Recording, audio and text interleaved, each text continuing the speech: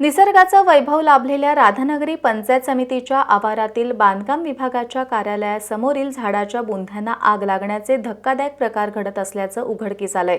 एकीकडे शासनाकडून वृक्षारोपणाचं महत्त्व सांगितलं जात असताना दुसरीकडे पंचायत समिती कार्यालयाच्या आवारातील झाडच असुरक्षित असल्यानं आश्चर्य व्यक्त होतंय। राधानगरी तालुक्याला निसर्ग संपन्नतेचं वैभव मिळाले। या वैभवाला शासकीय कार्यालयातूनच सुरुंग लावण्याचा प्रकार सुरू असल्याचं निदर्शनाला येतंय। राधानगरी पंचायत समिती कार्यालयाच्या आवारात मोठ्या प्रमाणात वृक्षसंपदा आहे।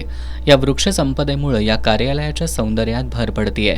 मात्र इथल्या बांधकाम उपअभियंत्यांच्या कार्यालयासमोरील निलगिरी वृक्षाच्या झाडांच्या बुंध्याखाली काहींनी कचरा पेटवलाय। यामुळे झाडांना धोका निर्माण झालाय। याबाबत उपअभियंता NS कांबळे यांची भेट घेतली असता त्यांनी संबंधितांचा शोध घेऊन कारवाई करण्याचं आश्वासन दिलंय। गटविकास अधिकारी कार्यालयाच्या आवारात वृक्षसंपदेमध्ये मोठ्या प्रमाणात गवत वाढलंय। हे गवत काढण्याकडेही संबंधितांचं दुर्लक्ष होतंय।